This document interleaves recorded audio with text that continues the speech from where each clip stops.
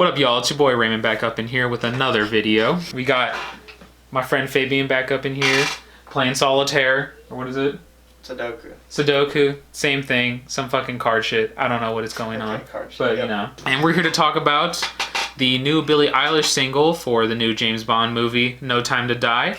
Initial thoughts was that at first I didn't really like the initial tone of the whole thing about how it was just her kind of basically whispering over top of the little piano intro that was going on. I thought that it kind of sounded a little bit too simple, but then once the orchestrals came in, the classic Bond orchestrals, and then a little bit of the hidden Bond theme song, the classic Bond theme song was hidden sort of in the background with the horns, and then of course the guitar at the end. It kind of grew on me over time. Any thoughts?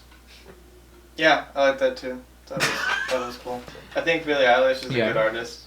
I do think though, and I was talking to you about this earlier, I do think that they were kind of pandering a little bit with like the yeah. I can kind of agree with that. I do kind of see that. I guess they've kind of done it before with like Adele and Sam Smith, but like this one, it just feels like because she's sweeped all the Grammys, she has like more street cred now. That is true. More to Fabian's point. She can't talk shit on rap though. That is true. Yeah, she can't talk jack shit on rap. And she's friends with Denzel Curry. How the fuck does that work? I don't understand, like she's friends with Denzel fucking Curry, who's like probably the biggest rapper right now. Well, rapper, maybe. Yes, he is. Cut that out. No, I'm not cutting that out. I'm not cutting that out. Denzel Curry, I love you, bro. Kenny Beats. Everybody go listen to Unlocked. Unsubscribe from this fucking channel right now. Go listen to Unlocked. Let's see, what else could I say? What else could I say about it? There's gonna be a lot of editing. Talk about it in relation to like...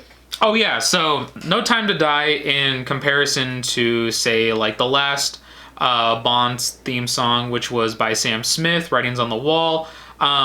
I didn't really like Writings on the Wall that much, and I didn't really like the visuals that went with it in Spectre. I didn't really think that it kind of went with the whole theme and tone of what James Bond really is. A lot of the visuals didn't really make any sense and were kind of just thrown in just to be like weird and different, and kind of separated itself from like the rest of the tone of the movie, which I didn't really like.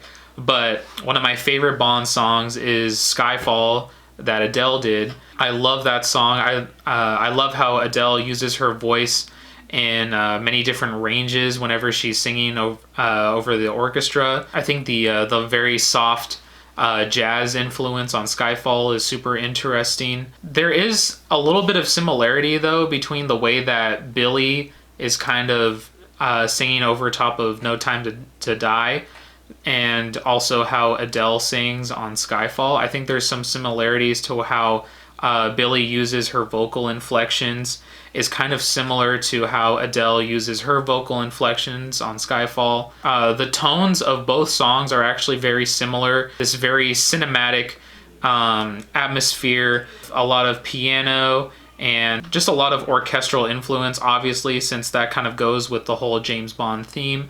But then again, Adele and Billie, respectively, are both sort of in like the pop category, so they have their different takes on it as well. But I did like how toned down No Time to Die was in comparison to a lot of Billie's other music, especially from her new album. And so, yeah. I think they both bring their own like idea of what pop is supposed to be. Yeah. And I think it's also very culturally like divided too, if you think about it. I mean, yeah. Adele's like European, so she's gonna bring like her own like European style, because European music, while it's like a similar culture, they are radically different than most American music and how they view pop. That is very true. I do like how Billie she does sound like she wants in this song, and this is just my interpretation, it does sound like she wants to try something different on this song.